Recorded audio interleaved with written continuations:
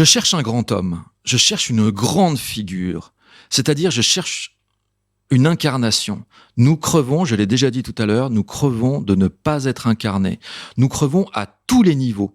Nous crevons au niveau de notre vie personnelle, nous crevons politiquement. Chers camarades, chers auditeurs, vous allez entendre l'entretien que j'ai eu avec le critique littéraire Juan Asensio. Cet entretien a eu lieu au sein du studio d'enregistrement secret, caché de ERFM à Paris. Lorsque l'église est traquée, elle se réfugie dans les catacombes ou dans les étoiles. Idem d'une rédaction de combat, dont les locaux se trouvent dans une cave, disent certains, dans une tour, disent d'autres, et pour qu'il ne s'agisse pas d'une tour d'ivoire, pour que ces émissions puissent continuer, pensez à participer au financement associatif de la rédaction de combat en cliquant sur l'onglet dédié sur le site égalitéréconciliation.fr. Vous aurez alors accès aux bonus de cette émission et à d'autres surprises que vous ont réservées mes camarades. Éloquence du vulgaire, c'est parti. Éloquence du vulgaire, avec Lounès Darbois, une émission dédiée à la beauté, au combat pour la beauté, au programme pur son, rime de bâtard et pureté dangereuse. Une émission qui sera aussi un exemple du très beau français que des hommes qui n'étaient pas des hommes de plume écrivaient à leur époque. T'es une merde, je dis moi. Hey! John Way! De gauche, moi! Éloquence du vulgaire. 7e édition de Éloquence du vulgaire. Chers camarades, chers auditeurs, cet épisode est consacré à la littérature. Nous avons le plaisir de recevoir le critique littéraire Juan Asensio. Juan Asensio, comment allez-vous ? Bien, merci. Bon. Et bonjour. Et bonjour. Ou bonsoir, selon l'heure à laquelle vous nous écoutez. Juan Asensio, vous êtes l'auteur d'un blog de critique littéraire, juanasensio.com, et vous avez remis au goût du jour, à partir des années 2005-2006, l'intérêt d'une critique littéraire exigeante dans l'esprit de Léon Daudet, que j'ai appelé dans nos échanges précédents Lucien Daudet. Je ne sais pas pourquoi. Lucien... C'est très intéressant, un tel lapsus. Oui. Lucien, puis un nom de famille qui finit en ET, je vois pas vraiment de quoi je voulais parler. Enfin bref, il faudra faire du divan peut-être pour le savoir. Juan Asensio, le film qui vous a le plus influencé, je l'avais noté, c'est le film Stalker de Tarkovsky. Et nous recommandons aux auditeurs la lecture de votre compte Twitter, s'ils ne vous connaissent pas encore. Votre compte Twitter aux prises de position pour le moins subversives et disons au dégoût très sûr, comme disait, je crois, Jules Romain. Ou Jules Renard, peut-être. Jules Renard. En tout cas, les dégoûts très sûrs, on le sait, sont souvent aussi le gage de goûts, encore plus sûrs. C'est ce que nous allons voir par la suite. La bonne manière de faire une critique, selon vous, Juan Asensio, vous l'avez montré plusieurs fois, c'est non pas de raconter l'histoire comme en un pitch, n'est-ce pas, mais de mettre en relation le texte avec ses fondements philosophiques ou théologiques, qu'ils soient évidents ou sous-jacents, ou avec d'autres grands textes. C'est ce qu'on appelle faire des concaténations. Vous montrez que la littérature est le lieu de rencontre de plusieurs esprits qui se mêlent en un seul, le livre lui-même. Et la génération des blogueurs, époque 2002-2005, avait commencé à voir passer votre nom, Juan Asensio, puisque c'était l'époque des fanzines, par exemple de Bruno Doniel-Laurent, des fanzines comme Tsimtsum et d'autres, à l'époque où l'on pouvait voir réunis en un seul magazine plusieurs critiques, plusieurs petits textes de gens comme Laurent James, Maurice Dantec, Marc-Édouard Nab, Jean-Louis Coste, Alain Soral, tout cela dans le même dans le même vous vous rendez compte, petit numéro. Oui, ça a donné lieu à quelques... C'est dire comme on a changé de planète, quoi, oui, et d'époque. Ouais. Et à l'époque, c'était aussi l'époque des textes underground de Jean-Louis Coste, sur Jean Genet, sur Adopi, sur sa conversion. L'époque des tracts de Nab placardés dans la rue, sur les murs. Vous vous rendez compte que nous parlons d'une période qui semble totalement révolue, comme d'un moment de liberté extrême, alors que il est vieux de quelques années à peine. Ouais, c'est ça. C'est passé très vite finalement. Enfin, c'est comme ça il paraît que quand on passe 20 ans, 25 ans, le temps s'accélère. Il y a une théorie sur ce sujet chez Schopenhauer. Vous avez dit que vous souhaitiez faire des choix et vous abstenir de Balzac et de Céline pour le moment, pour des raisons de gestion du temps notamment, et vous concentrer sur les auteurs comme Dostoïevski, Faulkner, Sabato, Lowry, Conrad. Encore une remarque incidente, avant de vous laisser la parole pour le thème de l'émission. Peut-être qu'à l'avenir, des livres édités chez Contre-Culture, de Youssef Indy, d'Alain Soral et d'autres retiendront votre attention. Et ce serait beau. Pourquoi cela? Parce que vous êtes l'un des seuls en France à scruter le fond des textes, pendant que les autres s'arrêtent beaucoup trop à la forme, voire à la prestation télévisuelle, à la rivalité mimétique, en arrière-plan pour les femmes notamment. Ils s'arrêtent souvent au ragot mondain par oui dire, le on m'a dit qu'il a dit, etc. C'est-à-dire vraiment le niveau zéro du travail de critique.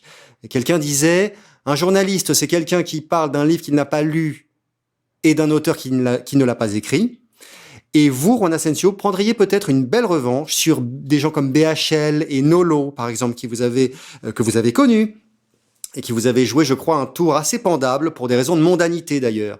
Cette revanche, vous pourriez la prendre, par exemple, en annotant les pages de Dialogue désaccordé, Nolo contre Soral, paru en 2013, aujourd'hui interdit à la vente et qui s'échange sous le manteau. Enfin, qui sait? Juan Asensio, nous allons parler d'un sujet qui vous est cher depuis longtemps, qui est la démonologie.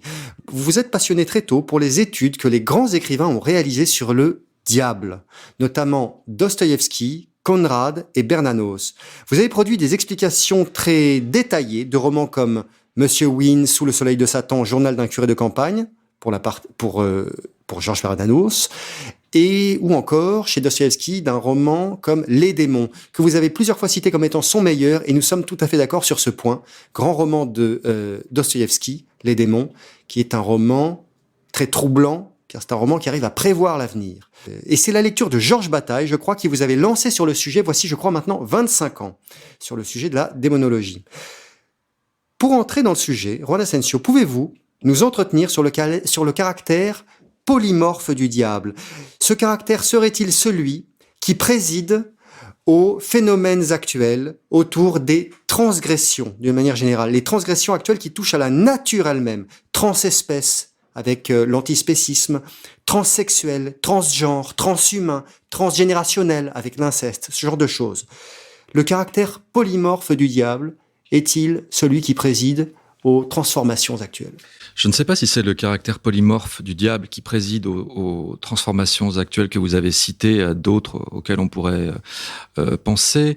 Peut-être faut-il entendre ce polymorphisme par le biais d'un exemple assez simple que vous devez connaître probablement, un film de cinéma, Usual Suspects, oui, bien sûr.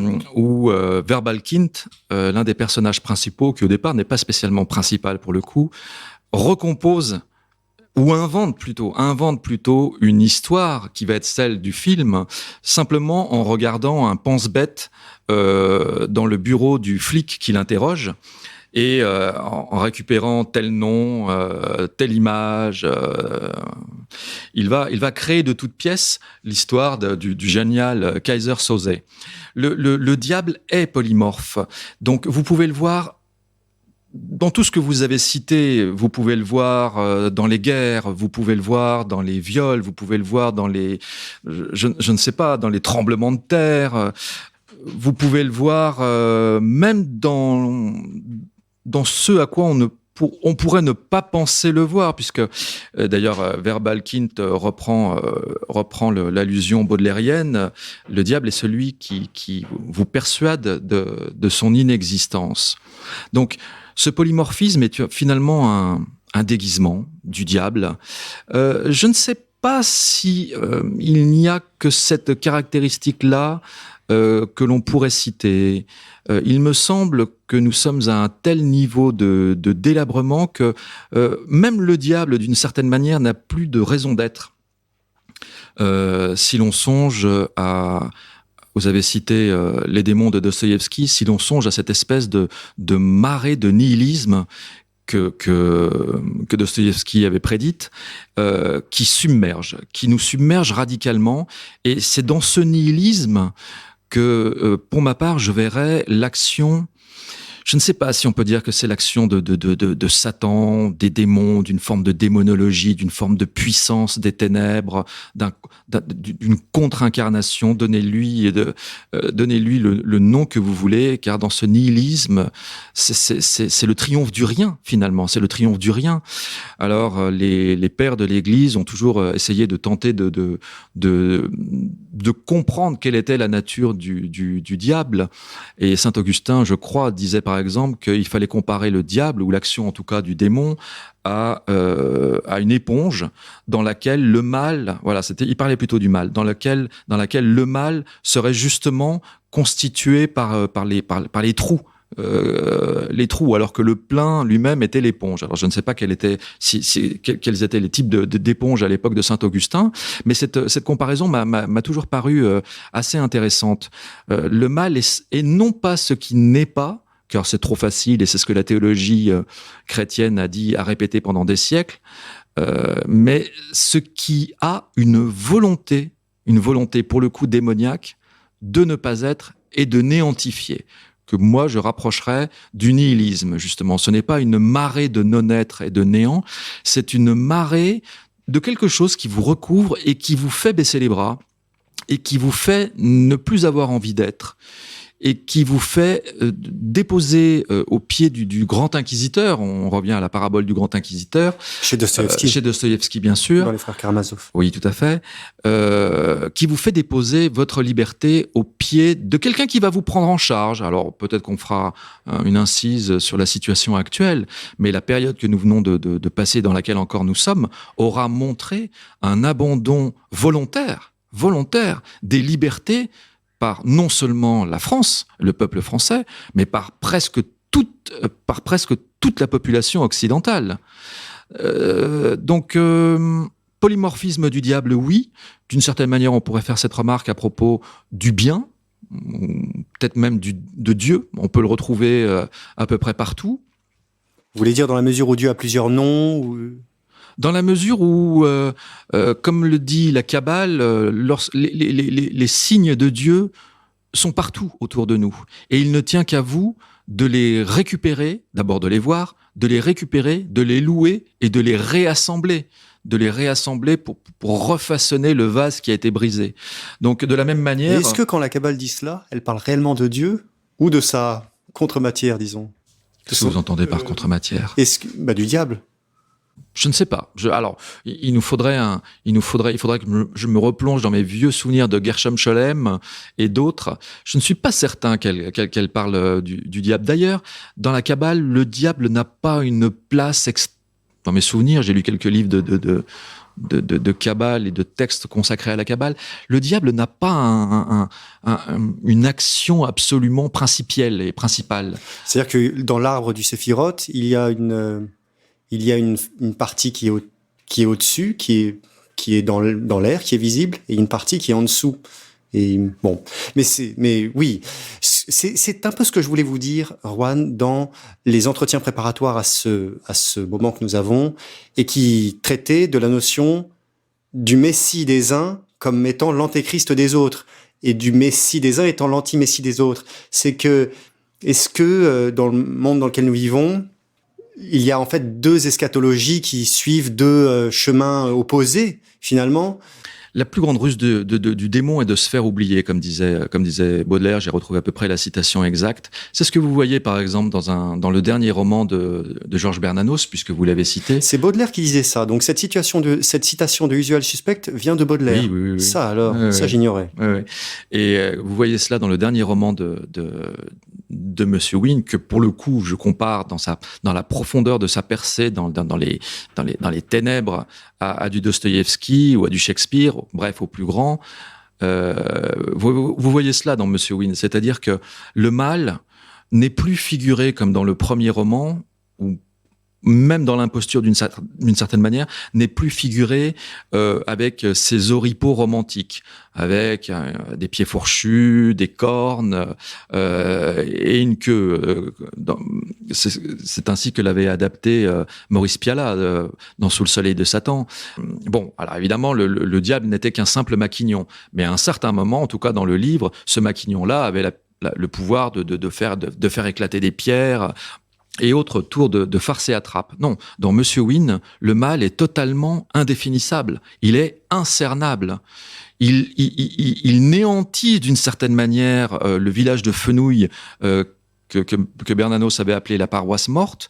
Alors vous pouvez dire que le mâle, c'est une partie de jambe de laine. Le mâle, c'est Monsieur Wynne, évidemment. On ne sait pas s'il a couché avec jambe de laine. On ne sait pas s'il a tué un jeune valet. On ne sait pas s'il a abusé du jeune Steenie. On n'en sait rien. Chez Monsieur Wynne, c'est Et un on s'en petit peu, fiche. c'est un petit peu, en fait, finalement, c'est un peu le chacun fait ce qu'il veut, qui est la doctrine jamais exprimée comme telle du libéralisme, finalement.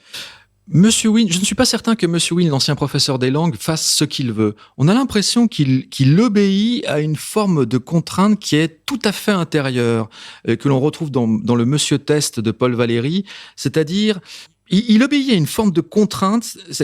C'est un paradoxe, Monsieur Wynne. C'est un paradoxe de texte qui est totalement elliptique et lacunaire, et lui-même semble tiraillé à U et à Dia, et pourtant, et son interminable agonie le décrit, il se concentre en lui-même, il se referme en lui-même. C'est ce que j'avais essayé d'analyser dans un des textes dont vous avez peut-être parlé, une des études assez fouillées, où je rapprochais Monsieur Wynne du concept que Søren Kierkegaard avait développé dans le concept de l'angoisse en parlant d'hermétisme démoniaque. L'hermétisme démoniaque est celui dans lequel s'enferme le possédé, qui va être, comme son nom l'indique, la théologie catholique distingue les possédés, possessi, des obsédés, obési, je crois, ou quelque chose dans le genre. Bon, vous êtes calé en théologie, finalement. Non, pas spécialement en théologie, mais j'ai approché de près, lorsque j'étais à Lyon, l'exorciste du diocèse de Lyon, le père Chaussonnerie, qui n'existe plus, et j'avais eu un entretien, un très très long entretien que j'avais retranscrit et qui m'avait appris énormément de choses. C'était un petit vieux tout râblé, avec des yeux bleus, totalement insignifiant d'apparence, et qui avait vu 1 milliard de choses inimaginables. Et il me disait, je suis très très prudent, 99% des cas de gens qui me disent, j'entends ma grand-mère qui me parle, je fais tourner les tables, oui, c'est cela.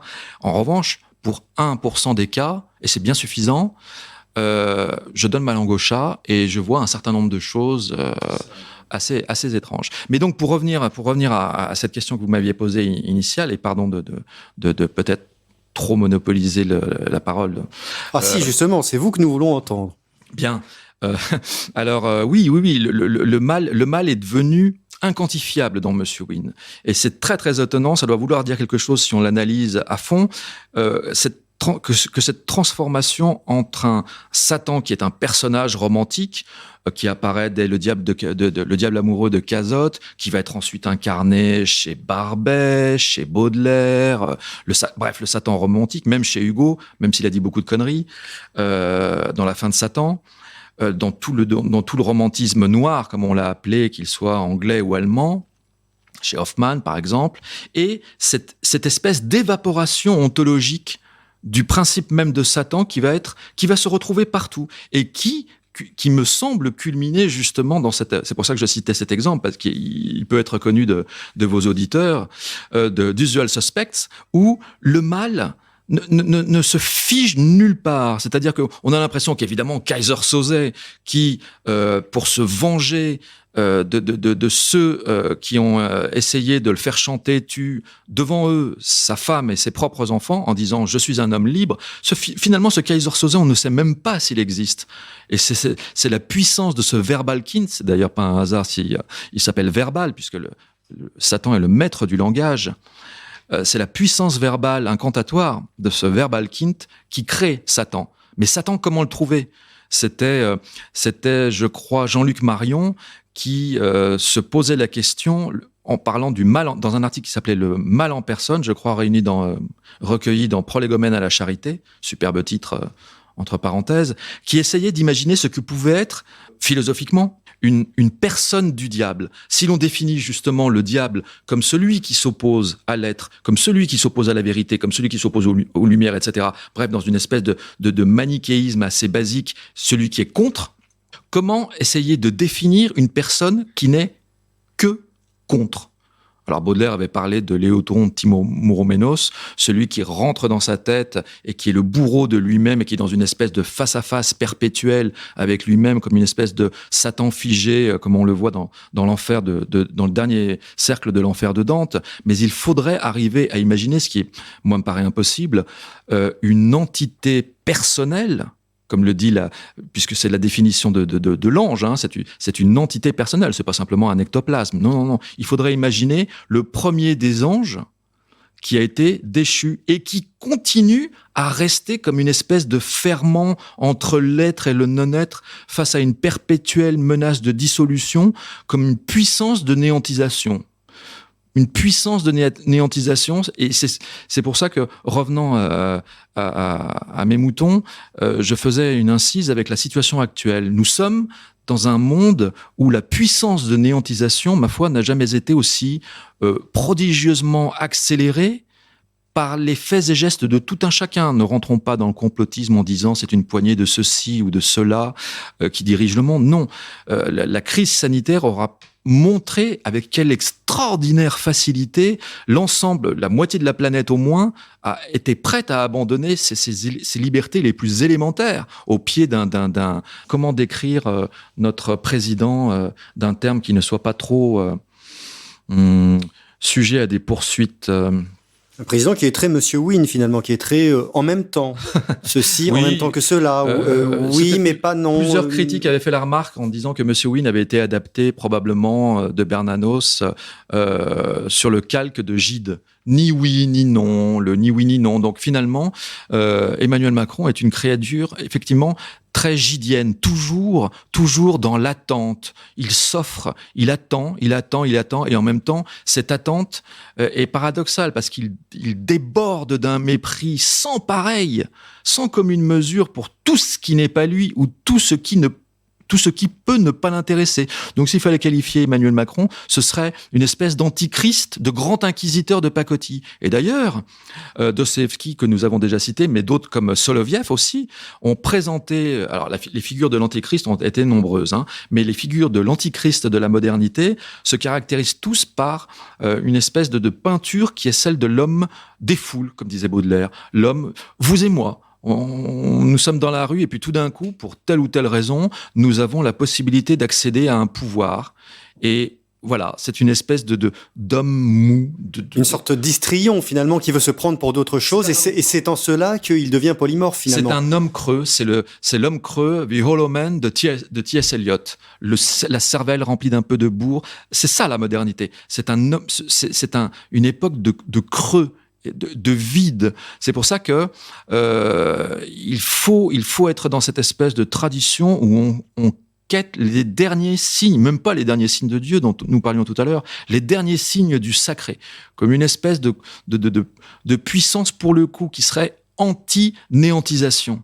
Et si nous ne faisons pas ce travail-là, pour attacher encore les wagons, j'essaie de le faire modestement depuis 2004 sur Stalker, si nous ne faisons pas ce travail-là, chacun à notre échelle, chacun selon nos compétences et chacun dans notre propre vision et respect de cette vision-là, eh bien, nous sommes déjà des moutons avec un code barre sur l'oreille. Αγνή παρθένε δέσποινα, αχράντε Θεοτόκε.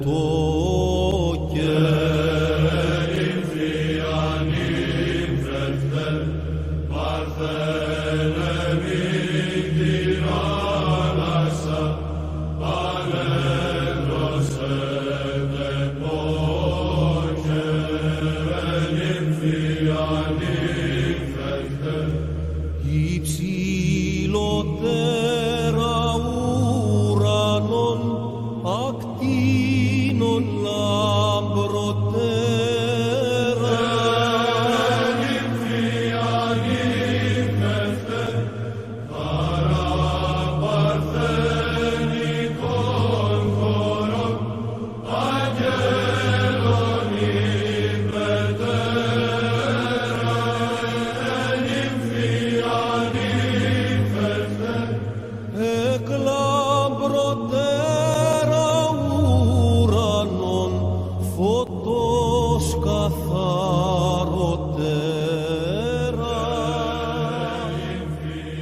Pour prolonger sur ce thème du polymorphisme et finir avec, j'avais remarqué une chose, c'est que la figure du diable dans l'Évangile selon saint Matthieu de Pasolini, le film, elle est celle d'un homme viril et dur, alors que le Jésus de Pasolini est plutôt celle d'un homme du peuple assez indécis de figure.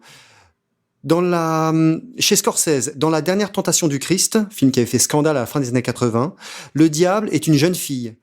Chez Mel Gibson, dans son film La Passion du Christ, il fait là le choix, ce réalisateur, d'un diable explicitement androgyne. Regardez-le bien.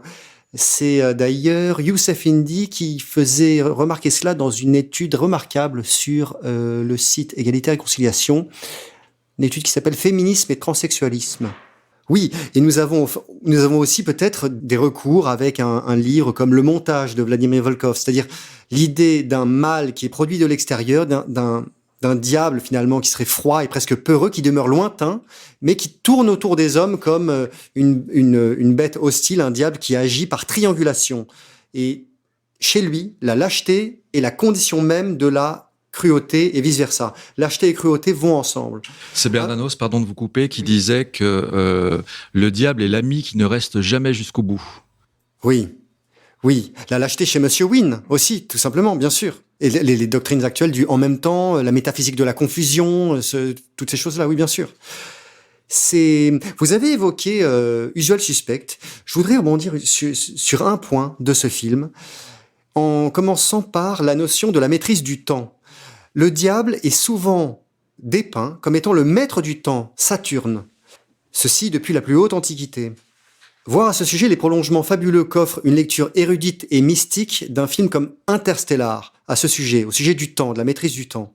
Le diable est aussi représenté comme le menteur, comme le narrateur d'un récit faussé de l'histoire, un récit qui occupe le temps libre des gens. Vous avez évoqué tout à l'heure l'hermétisme diabolique, je crois, chez Kierkegaard, c'est exact, oui d'accord. Eh bien, ceci me fait penser éventuellement à certaines études de votre camarade Baptiste Rapin sur la langue managériale qu'on peut trouver sur votre blog, Juan Asensio, des études passionnantes sur ce que c'est profondément que le langage managérial, cette espèce de bouillie qui semble n'avoir aucun sens, mais qui en a. Et il y a des développements passionnants qu'on peut trouver à ce sujet en plusieurs épisodes. Pour se faire une idée de la puissance du storytelling, il faut en fait regarder au moins deux fois un film comme Usual Suspect. Le spectateur va, pendant les 2 heures les 2 heures environ que dure le film, chercher la clé d'une énigme très complexe, oubliant finalement que tout est faux, même l'énigme elle-même. Et Céline disait que tout ce qui est compliqué est faux et pourri. C'est une citation de Céline. Tout ce qui est compliqué est faux et pourri. Et de la même manière, les pères de l'Église ont toujours dit que la sainteté, c'était toujours la simplicité.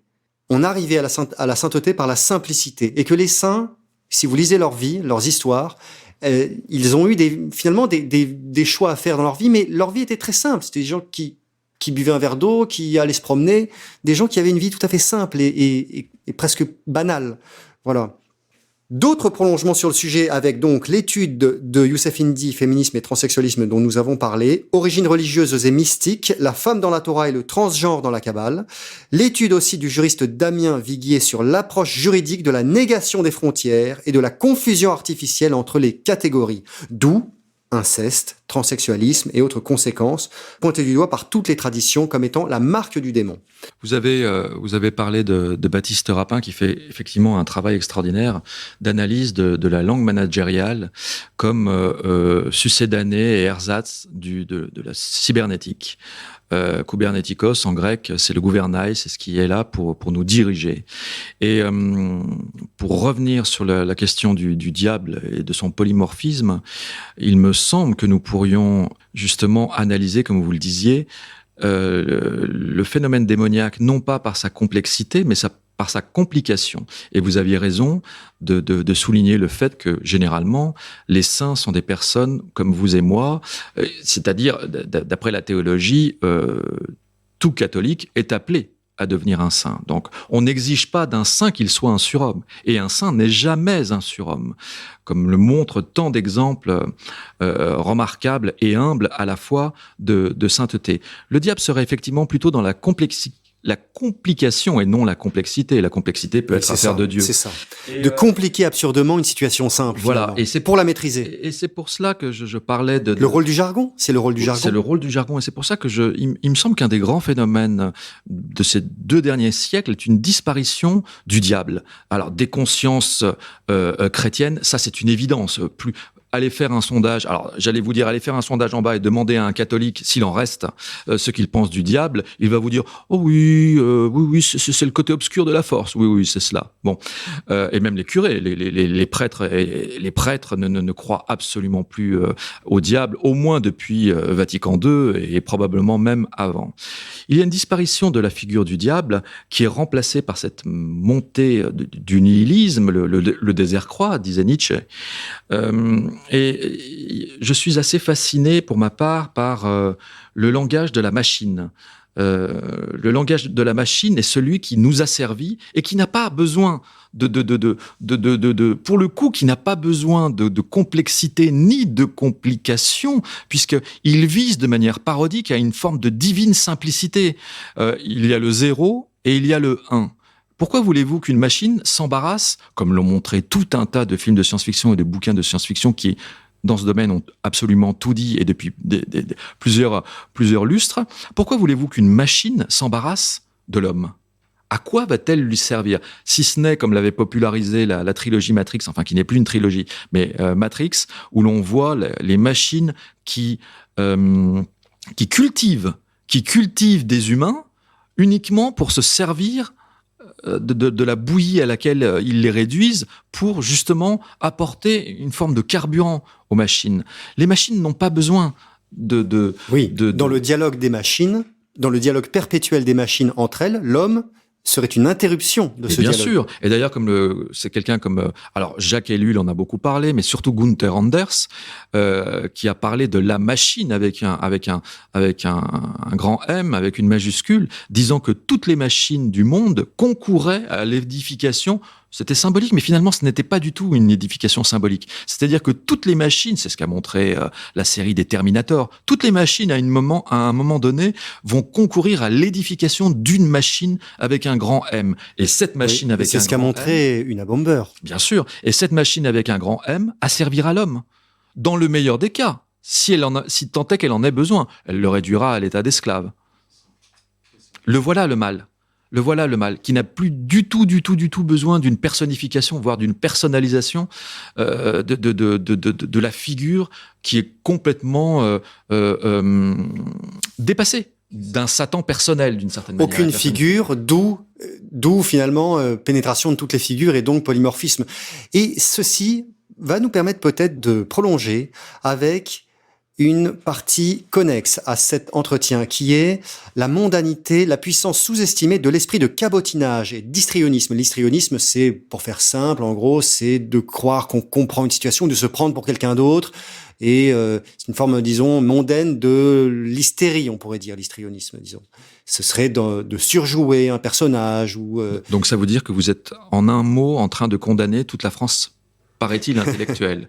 Car moi, je ne vois que de l'histrionisme dans ce qui passe pour être les personnes à quelque niveau que ce soit. C'est ça, il y a trop de gens qui font la guerre sur quart d'état-major interposé, finalement. Trop de paraître et pas assez d'être. Ouais. Vous aviez cité tout à l'heure Léon Daudet qui n'hésitait pas effectivement à défier en duel les personnes avec lesquelles il n'était pas d'accord. Il a d'ailleurs un certain nombre de Arthur Meyer, bien sûr, un certain nombre de blessures à son actif.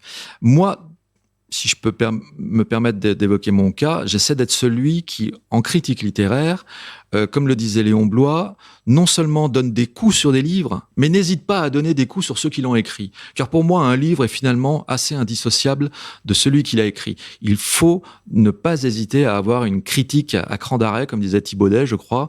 Il faut être face à une corne de taureau où on est impliqué, et d'une certaine manière, si je donne envie de lire Bloy, Bernanos, d'autres encore, c'est justement parce que je m'investis et mon Dieu, j'essaie de ne pas être désincarné. Et nous crevons tous du paraître, d'histrionisme. L'histrionisme, dans la critique littéraire, ou ce qu'il en reste en France, a fait des ravages. des ravages. Comme vous le disiez tout à l'heure, c'est quelqu'un qui, la plupart des journalistes ne savent pas écrire et évoquent des livres qu'ils n'ont évidemment pas lus, qui n'ont même pas été lus par d'autres, mais ils se copient, ils s'entrelèchent, disait Rabelais de manière savoureuse, ou tout dépend de ce que l'on lèche, qui s'entrelèchent constamment. Vous avez parlé de cancer à une époque, lorsque Dantec, on pourra en citer d'autres, comme Soral. On ou parlait Nab, du fanzine, oui. Oui, lorsque Dantec avait été traîné dans la boue, pour ne pas dire un autre mot, parce que sa correspondance qui était censée être privée avec le bloc identitaire était devenue publique, la moitié des journaux français lui étaient tombés dessus, sans même se soucier de savoir ce qu'il avait dit, bien évidemment, puisqu'il s'agissait de copier l'article furieux de Technicart, avec ce crétin qui était Philippe Nassif, qui doit toujours être d'ailleurs un crétin, à ma connaissance, qui avait dit tout le mal qu'il pensait de Dantec, ce dont il a parfaitement le droit, qui avait été ensuite repris par Chronicart, ensuite par ceci, par cela, etc. Donc il y a une espèce d'emballement de mots qui sont totalement vides. C'est Armand Robin qui parlait dans un texte extraordinaire que vous connaissez peut-être, qui s'appelle La fausse parole, d'un camp de concentration verbale, avec des gens qui sont là, avec des êtres totalement désincarnés ou réduits à leur squelette, des mots qui ne veulent plus rien dire et que l'on réemploie à longueur de journée, des mots vides s'enchaînant à des mots creux qui n'ont qu'une espèce d'impact sur la réalité, qui n'essaient pas de chercher ce que George Steiner avait analysé comme la réelle présence en piquant le concept à la théologie catholique, pour le coup, la réelle présence désignant la présence du Christ dans l'hostie. Les mots sont devenus totalement vides. Et comment voulez-vous que des mots qui sont totalement vides ne soient pas employés par des personnes qui sont elles-mêmes creusées par cette néantisation dont nous parlions tout à l'heure? Ça, il y a une inflation des mots abstraits. Ça, c'est un phénomène que Paul Morand avait pointé en remarquant que la plupart des mots français qui ont une forte charge émotionnelle, incarnée, sont des mots qui viennent tous soit du Moyen-Âge, soit de la Renaissance. Mais que, à partir du XVIIe siècle, et qu'est-ce qui se passe au XVIIe siècle? Il y a l'arrivée de l'Académie en 1635 qui fixe le français dans sa forme telle qu'on le connaît actuellement. Le revers de la médaille, c'est l'irruption de beaucoup de mots abstraits, ceux qui finissent en TION, par exemple, ce genre de choses, et qui donnent lieu, par abus, oui, à la langue managériale, probablement, au bout d'un moment. Finalement, plus qu'à des gens qui vont vous parler qui vont vous parler d'idées dont on ne sait même pas si elles existent. Enfin, lisez, c'est un conseil que je donne souvent, lisez si vous ne connaissez pas ce petit texte extraordinaire, Défense et illustration de la nouvelle langue française de Jaime Semplún, qui était le fils de Jorge Semplún, qu'on a connu, qui nous a cassé les pieds comme survivant de je ne sais plus quel camp. Certaines versions nous disent qu'il finalement il avait non seulement survécu, mais qu'il avait assez bien vécu dans les camps, allez savoir pourquoi.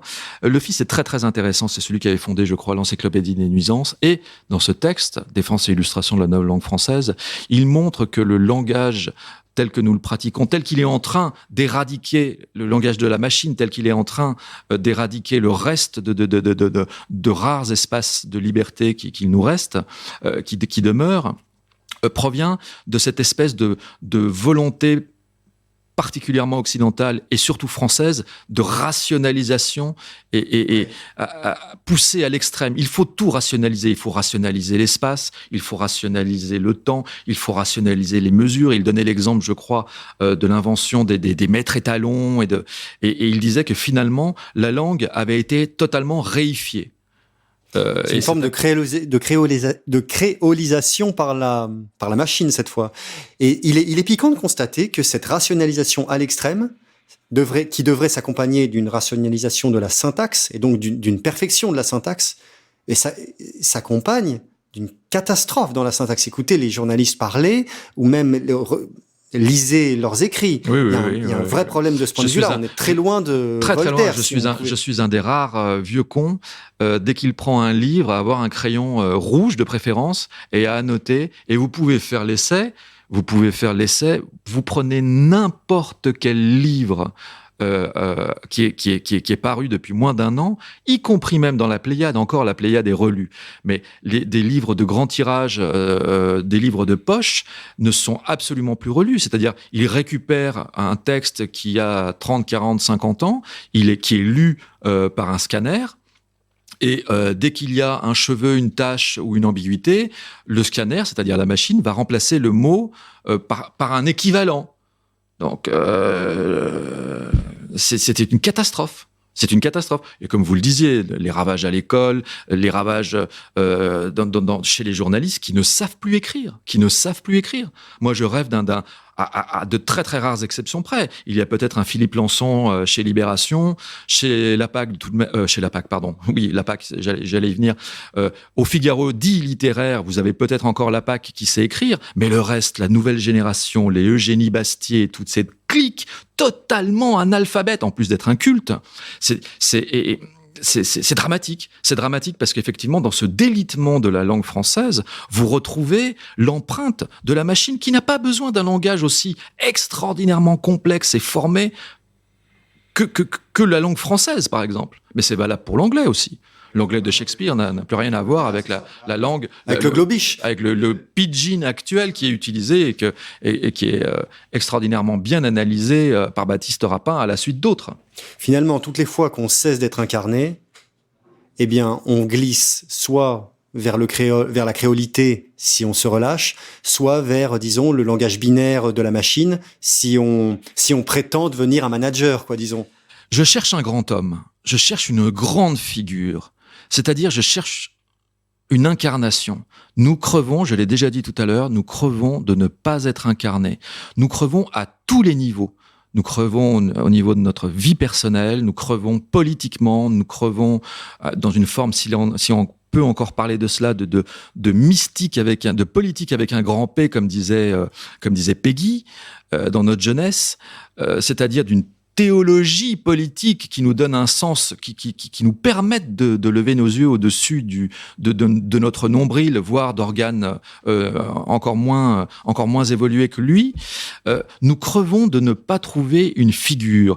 S'il y a un tel désarroi perceptible partout dans la société française actuelle, et notamment maintenant, en cette période de pseudo-campagne électorale, c'est justement parce que si vous faites bien attention, il n'y a pas d'incarnation. Il n'y a d'abord pas d'incarnation d'idées, mais il n'y a même pas d'incarnation d'êtres qui sont des falots, qui s'excusent à longueur de journée. Alors, vous ne pouvez plus rien dire parce que soit vous êtes grossophobe, soit vous êtes transphobe, soit vous êtes homophobe, soit vous êtes absolument toutophobe. On ne peut plus rien dire. Et si, je pense, il y avait une forme d'incarnation dans une figure, et là, nous allons faire plaisir à nos féministes, qu'elles soient d'ailleurs... quand je dis un grand homme, pardonnez-moi, mais je suis un pur grammairien, un grand homme pour moi peut être une grande femme. Donc, s'il y avait cette volonté, cet espoir, non pas de la possibilité d'une île, comme disait Houellebecq, mais de la possibilité d'un homme, je pense que ça apaiserait les choses et enfin, nous pourrions nous dire, ça y est, la politique a récupéré sa majuscule qu'elle a perdue dans les caniveaux et dans le déversoir actuel. Oui. Un homme qui serait vraiment incarné, vraiment inspiré, finalement une sorte de nouveau Christ. C'est drôle, on en revient toujours finalement aux mêmes quêtes. Bon. Mais on poursuit toujours la même histoire. On peut lire l'histoire du Christ, évidemment, d'un milliard de façons, bien évidemment. Elle a nourri les siècles. Vous avez des bibliothèques entières qui ont été écrites sur la vie du Christ, notamment le dernier énorme bouquin d'Alain de Benoît, qui est une somme, je ne sais pas si vous la connaissez, il a écrit sur la vie du Christ, qui balaye tout ce que l'on sait d'un point de vue historique. Vous avez tout un tas de manières d'interpréter le Christ. Mais si je me souviens bien des évangiles, il a frappé les gens qui l'ont entouré justement par cette extraordinaire, d'abord simplicité dont vous parliez, pour la sainteté, et comment ne serait-il pas saint, cette extraordinaire simplicité qui était d'ailleurs la complexité la plus ardue. Quand on lit les paraboles, elles utilisent des mots de tous les jours, et pourtant le sens est infini, est étagé, et polymorphe, comme vous diriez. Et il y a cette incarnation absolue, l'incarnation de Dieu dans un homme daté, dans un homme qui vous aviez parlé tout à l'heure du temps. Je suis moins fan que vous sur Interstellar, mais on pourrait dire Vous voyez comme j'essaie laborieusement de raccrocher quelques wagons.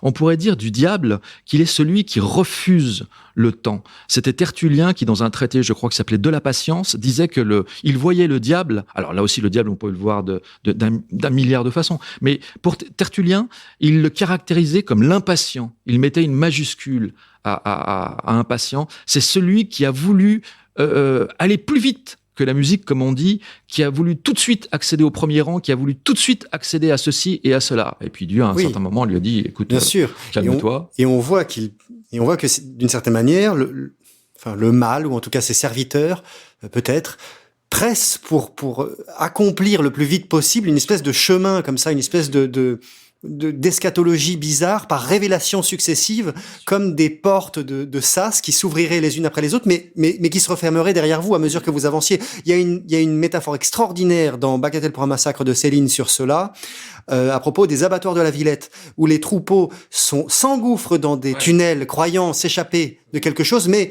toutes les grilles se referment derrière eux au fur et à mesure qu'ils avancent, et le terrible maître des lieux, disons, garde toutes les clés. C'est un passage extraordinaire qu'il faut vraiment lire pour comprendre cette espèce de fuite en avant vers un devenir perpétuel qui finalement est absurde et qui en plus est précipité. Oui, la dernière de nos libertés, peut-être, comme on le disait hors antenne, finalement d'être maître du temps, de récupérer, de parvenir à conquérir le temps. Et c'est peut-être, vous avez parlé d'Interstellar, c'est peut-être une manière on peut lire je suis en train d'y penser en même temps que je parle, donc pardon pour les imprécisions, mais on pourrait par exemple interpréter Interstellar de Nolan comme une tentative de reconquête du temps perdu.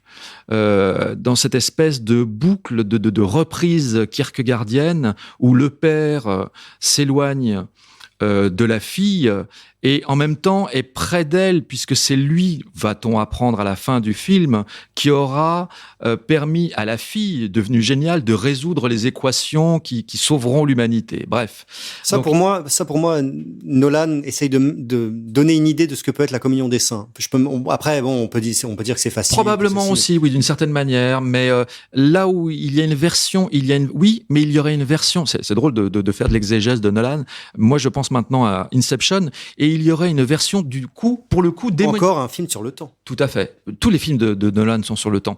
Il y aurait, à mon sens, pour le coup, une espèce d'inversion. C'est-à-dire que là, Inception, on s'enferme dans un temps qui serait démoniaque, avec une fausse complication, un rêve dans un rêve, un emboîtement comme une forme de poupée russe, un emboîtement, et on ne sait jamais vraiment quand on est sorti du rêve. C'est très dickien. Je ne sais plus quel critique avait dit que Inception était une Philippe K. Dick. Philippe K. Dick, pardon. Je ne sais plus quel critique idiot avait dit que Inception, ça devait être sur Twitter, le compte d'un grand éditeur, profitant de je ne sais plus quelle parution de Dick, avait dit que Inception, c'était Dick. Non, bien sûr que non. Inception, ce n'est pas Dick. En revanche, il y a évidemment une portée dickienne, puisque Inception, rappelons-le, n'est pas une adaptation de roman de Dick, mais il y a une espèce de perception dickienne de la réalité où vous ne savez jamais si vous êtes vraiment dans la réalité, et quand vous avez crevé une bulle d'illusion, c'est le voile de Maya, quand vous avez crevé une bulle d'illusion, hop, vous êtes dans une autre bulle d'illusion. C'est ce que l'on voit dans Ubik aussi de Dick, où en fait le mort était vivant, le vivant était mort, mais même quand il se rend compte que le mort est vivant, il n'est plus vraiment mort et ni plus vraiment vivant. Et nous sommes dans cet éternel, la modernité, je crois, peut être lue, c'est pour ça que Dick est aussi important, peut être lue comme une illustration des pires cauchemars de Philip Kindred Dick. La maîtrise du temps dont vous parlez est aussi la quête, ou en tout cas elle est décrite comme le plus grand bien que l'on puisse posséder par tous les classiques depuis l'Antiquité. Il y a ça beaucoup chez Sénèque, bien sûr, une vie intense mais brève plutôt qu'une vie longue mais servile. Et il est piquant de constater que dans le management, et notamment chez certains grands patrons, je crois de TF1, on a retrouvé plusieurs fois cette phrase qui était « Ce que je vends à Coca-Cola, c'est du temps de cerveau disponible des gens. » C'est une phrase connue, oui. Finalement, c'est ça. Il y a quelque chose de diabolique dans la volonté de de s'immiscer dans le temps disponible des gens, de maîtriser leur temps, d'influencer leur temps, de posséder leur temps et de les posséder eux finalement, puisque il est chez les théologiens, on vous apprend aussi que vous n'êtes plus libre dès lors que vous réagissez en permanence. Ce n'est plus vous qui agissez dans votre vie, mais vous êtes agi. D'une certaine manière, vous réagissez à des impulsions. À la différence près que je songe à l'exemple historique des grands phénomènes de possession. Lorsque possession de Loudun, Louviers, lorsque l'Église était concernée, était face à des cas de possession, vous aviez des exorcismes parfois qui pouvaient s'étendre sur des semaines et des semaines, publics, où on exorcisait la personne possédée. Maintenant, vous n'avez plus d'exorcisme. Le langage managérial, la machine, le mal, appelez-le comme vous voulez, je pense que c'est la même chose, le nihilisme dont nous avons parlé au début de l'entretien, vous possède. Mais il n'y a plus d'exorciste. Plus personne n'est là pour faire surgir, pour expulser, comme le Christ, face à l'épisode du possédé de Gérasa, qui était possédé par une troupe de démons et qui avait demandé la permission au Christ de les libérer. Et il s'était immédiatement rué dans des pourceaux qui s'étaient eux-mêmes jetés dans un ravin. Ce passage de l'Évangile est même l'exergue des démons de Dostoïevski. Tout à fait. Et vous n'avez plus d'exorciste. Vous n'avez plus d'exorciste. Certains jouent à l'exorciste. Un Emmanuel Macron, si nous tirions l'image jusqu'à ses plus extrêmes conséquences, pourrait être imaginé comme une espèce d'exorcisme. Je vais vous délivrer de tout problème. Je vais vous délivrer du mal. Je vais vous délivrer de... Tout va bien avec le grand inquisiteur. Mais c'est un faux exorcisme. Et toujours nous en revenons à cette absence d'incarnation et de réelle présence. Nous sommes bien loin de la critique littéraire.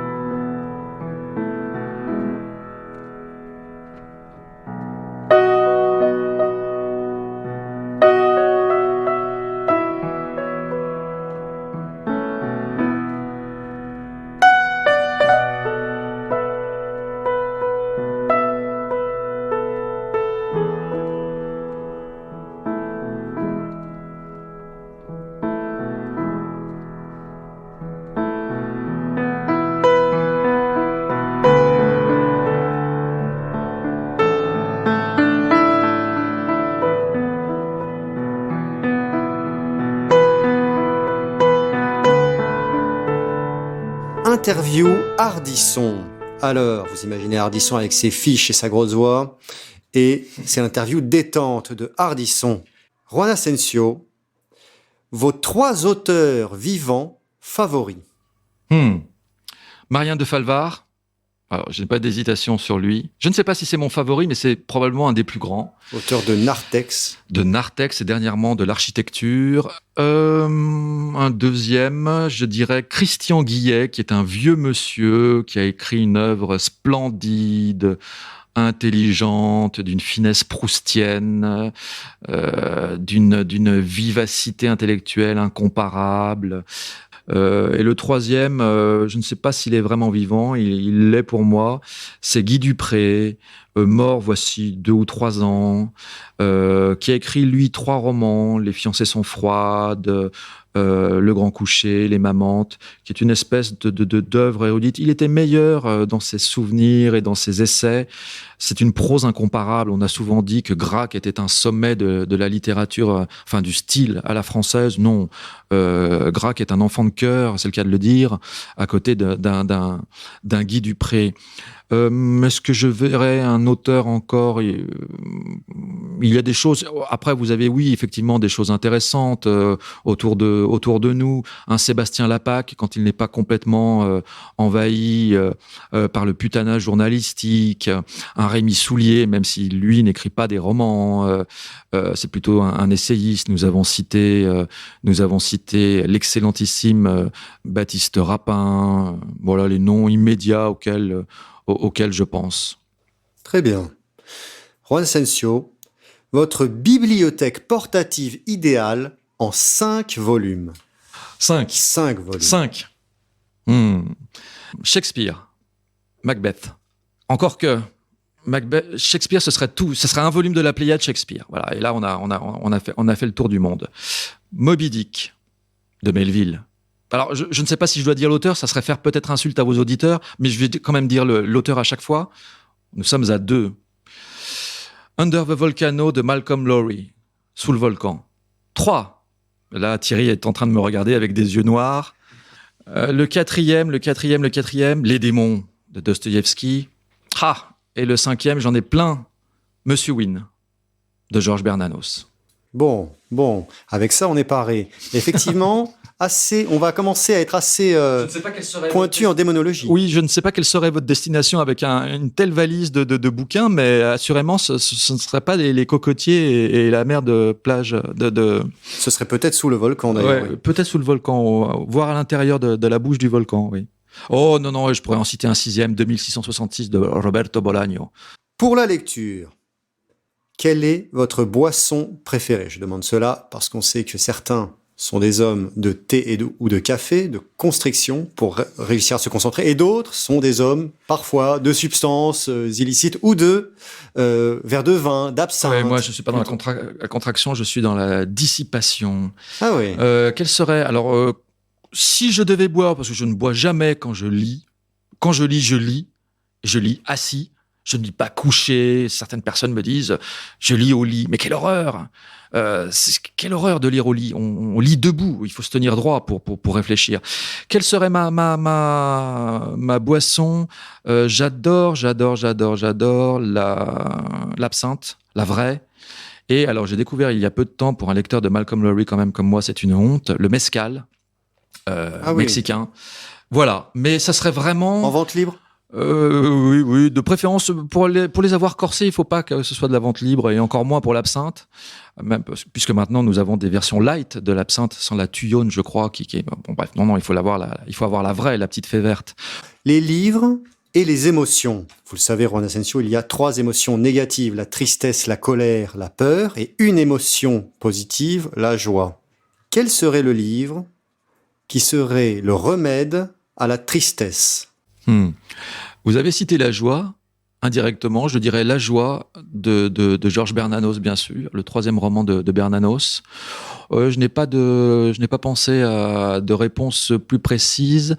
Je ne sais pas quels pourraient être les textes. En tout cas, je sais quels seraient les textes qui, moi, me donneraient l'impression de la joie que j'aurais tendance à confondre avec une forme de vivacité intellectuelle. Il n'y a rien de plus excitant, de plus joyeux, comme si c'était une espèce d'orgasme neuronal, je ne sais pas si on peut appeler la chose ainsi, que de lire des textes d'intelligence et même de génie, où vous vous dites, ça, ce n'est pas seulement un grand texte, c'est un texte génial. Ça peut être une phrase, ça peut être une intuition, ça peut être une image. Il y a ce genre de fulgurance chez Dostoïevski, il y a ce genre de fulgurance, nous avons cité Kierkegaard. Voilà, il y a ce genre de fulgurance dans tout un tas d'auteurs. Là, vous vous dites que c'est chez Pascal, chez Schopenhauer. Bien sûr, chez Pascal, chez Gaden, chez Bernanos. Il y a certains moments où il a touché, quand je dis il, c'est tel ou tel auteur, a touché quelque chose qui justement, vous parliez aussi de concaténation, justement dépasse la concaténation. Nous sommes dans l'intuition, et il a fait le rapprochement entre 2 réalités que personne avant lui n'avait paru croire devoir être liées. C'est pourquoi, chers camarades, chers auditeurs, on ne pourra que trop vous recommander de continuer à lire, de continuer à étudier, à annoter les pages, à chercher les mots, à en parler autour de vous, surtout aux plus jeunes, pour leur donner aussi envie à eux de lire, de comprendre que l'étude va ouvrir d'autres mondes, peut changer votre vie, peut améliorer votre vie réellement, peu... Je crois qu'il faut être confronté à la difficulté. Hors antenne, tout à l'heure, nous parlions de Oui. ma manière d'aborder les, Oui. d'aborder les textes. Je ne donne pas le canevas, la trame, Oui, c'est ça. les personnages d'un roman. Je m'en contrefiche. Tout cela traîne sur Internet, sur 1 milliard de sites, y compris les plus mauvais, comme Babelio, ces espèces de bibliothèques participatives. On s'en fiche, c'est très très à la mode. Non, moi je rentre... je fais comme si le lecteur avait lu a priori le livre. Je me contrefiche de savoir s'il aime, s'il n'aime pas, s'il l'a lu, s'il ne l'a pas lu. Non, je le mets in medias res, comme on dit, et je lui fais comprendre que un livre, un grand livre, une grande œuvre, c'est pas simplement un livre, une grande œuvre artistique se conquiert. Une grande œuvre intellectuelle se conquiert. J'étais après en Hippocagne dans les années 90 et je commençais à lire du Heidegger. La première fois que j'ai lu du Heidegger, nous sommes dans la philosophie certes, la première fois que j'ai lu du Heidegger, je n'y ai rien compris. La majorité des gens diraient « laissons tomber, son langage est totalement abstru, en plus c'est une traduction, etc., peu importe ». Non, on rentre, ou la phénoménologie de l'esprit de Hegel, ou du Kant, même si Kant est effectivement, comme dirait l'autre, imbattable dans l'imbitable. Il faut rentrer dans une œuvre, il faut avoir ce goût de l'effort qui fait que tout ne doit pas vous tomber dans le bec, prémâché par papa et maman, et encore moins par des journalistes. Il faut être confronté au mystère d'une œuvre et à la complexité d'une œuvre. Voilà quels sont les moments où une grande œuvre musicale, picturale, littéraire peut vous apporter quelque chose. Et j'insiste encore, nous parlions du temps, peut et doit vous apporter à tout âge. Dostoïevski, vous y puisez à 15, 18, 38 et 98 si vous avez encore la force de lire. Oui, bien sûr. Une chose toujours très curieuse chez Dostoïevski, c'est que cet homme avait la capacité presque de prévoir l'avenir. Un roman comme Les démons est très troublant dans la mesure où il prévoit ce qui va se passer dans son pays 50 ans après. 50 ans après la date à laquelle il a écrit ce livre. C'est incroyable. Et Paul Morand faisait une critique de Dostoïevski dans un texte qui s'appelle Dostoïevski le prophète.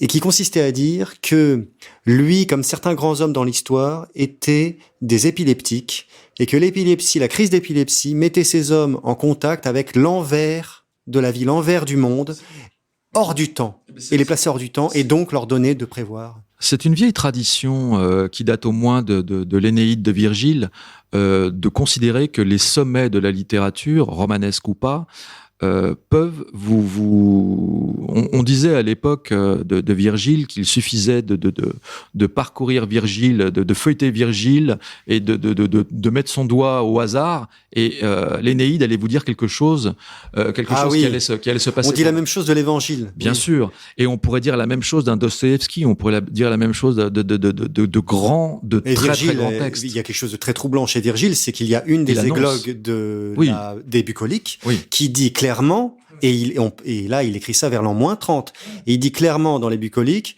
que une vierge va enfanter un fils qui va régner sur le monde dans le cadre d'un nouvel âge d'or. Oui, il y a beaucoup d'études analysant effectivement une espèce de prédisposition assez mystérieuse de Virgile à la venue du christianisme, qui avait été d'ailleurs évoquée, j'y pense maintenant, par un grand dont on n'a absolument pas parlé, Hermann Broch, qui a écrit La mort de Virgile. Et magnifique roman que m'avait suggéré George Steiner et qui décrit les derniers jours de vie de Virgile, revenant je crois au port de Brindisi avec l'empereur qui exige de sauver le manuscrit de l'Énéide et Virgile disant non, il est totalement incomplet, je n'en suis pas satisfait, je veux le détruire. Et Hermann Broch parle dans une espèce de langue oraculaire de Virgile comme de celui qui annonce plus grand que lui. Alors, c'était pas forcément le Christ, mais il annonce l'arrivée d'un langage qui va dépasser le langage païen. Encore une fois, une forme d'incarnation. Et là, nous sommes dans la désincarnation. C'est ça que j'aimerais que nos auditeurs comprennent bien. Il y a un phénomène d'incarnation et nous pourrions caractériser la modernité comme un vaste phénomène, non pas de conspiration universelle, mais de désincarnation universelle. Tout à fait. Nous touchons à la fin et à la dématérialisation prochaine de... Vous avez fini les questions hardissoniennes? Je crois bien que nous avons fini, nous avons brodé un peu dessus, car c'était trop tentant. Et oui, nous touchons aussi pour notre part à la dématérialisation prochaine de cet épisode qui était tout à fait passionnant. Juan Asensio, Pour conclure, quelle est votre actualité? Quelle est l'actualité de vos critiques et de votre site, de votre compte Twitter dont vous pouvez rappeler les coordonnées? Oh, mon compte Twitter, je me souviens même plus de mes coordonnées. Il suffit de taper Juan Ascension, on tombe assez vite chez moi. Mon actualité, je n'ai pas spécialement d'actualité. Peut-être parce que justement, j'essaie. Je ne dis pas que je suis un homme libre. J'essaie d'être un homme libre. Je suis fatigué par Stalker. C'est la zone, comme je l'appelle, en référence à Tarkovsky, évidemment. Oui, Stalker, c'est ainsi que vous nommez votre blog, juanasensio.com. Voilà, tout à fait. Parce que je la repente, toujours la zone, je la repente depuis 2004. Donc, ça fait beaucoup d'années de bons et loyaux services. J'en suis fatigué, je me retrouve, je le disais justement hier sur mon compte Twitter ou Facebook, peu importe, que je me retrouvais face à ma toute petite échelle, bien sûr, encore une fois, comme face au langage, comme Lord Chandos selon Hofmannsthal, c'est-à-dire une espèce de perte de l'intérêt de se pencher vers le langage et de continuer à lire. Je perds le goût de la lecture, je perds le goût de la critique et peut-être que je ferai une espèce de grand geste hérostratéen où d'un clic, j'exercerai mon pouvoir souverain et je ferai totalement disparaître il y a au moins 2000 notes sur Stalker. Je ferai disparaître comme ça, comme en exerçant mon pouvoir macronien, je dirais, je vous emmerde et vous enverriez dans les oubliettes 20 ans de travail. Ouais, 20 ans de travail. Pourquoi pas? C'est quelque chose qui me tente beaucoup. Alors j'essaie de lutter contre ce penchant néfaste. Et ce serait la bonne occasion de revenir aux livres papier, alors, peut-être. Oh, les livres papier, si vous me parlez d'actualité. Puisque vous en avez aussi 2. Oui, enfin, les livres papier, j'en ai publié plusieurs, mais ça a été à chaque fois un travail de titan, c'est-à-dire que la critique littéraire n'intéresse strictement plus personne, et surtout pas ceux qui devraient être au premier chef intéressés par la critique littéraire, c'est-à-dire les éditeurs. Au contraire, vous n'allez pas recevoir dans votre écurie un texte qui parle de Gaden, de Malcolm Lowry, de Conrad, chez un éditeur qui vend du Annie Ernaux, du Yann Moix, Delphine Coulon, je crois que vous aimez bien. Oui, comment elle s'appelle? Cécile voilà. Coulon. Rendons à César ce qui est à César. Cécile Coulon. Oui, vous prenez les auteurs que vous voulez, ils se valent tous. Mathias Sénard, ils se valent tous dans leur médiocrité. Donc non, ça n'intéresse plus personne. Donc j'ai mis 10 années avant et j'ai conservé toutes les réponses d'ailleurs qui sont parfois assez drôles. J'ai mis 10 années à publier le dernier. Le temps des livres est passé, qui d'ailleurs est programmatique puisqu'il dit bien ce qu'il veut dire. Le temps des livres est passé. C'était Blois écrivant à Hello. Voilà, le temps des livres est passé. Effectivement, je pense qu'il est passé. Et le temps de cette émission est passé. C'était vraiment très intéressant. Merci à vous. Merci à vous, Juan Asensio, d'être venu. Mais je vous en prie. Voilà, chers auditeurs, c'était Éloquence du vulgaire numéro 7. À la prochaine fois. Prenez soin de vous, et lisez, et étudiez. À bientôt. Éloquence du vulgaire, avec Lounès Darbois. Une émission dédiée à la beauté, au combat pour la beauté, au programme Pur son, rime de bâtard et pureté dangereuse. Une émission qui sera aussi un exemple du très beau français que des hommes qui n'étaient pas des hommes de plume écrivaient à leur époque. T'es une merde, je dis moi. Hey! Sors, ouais! De gros joie! Éloquence du vulgaire.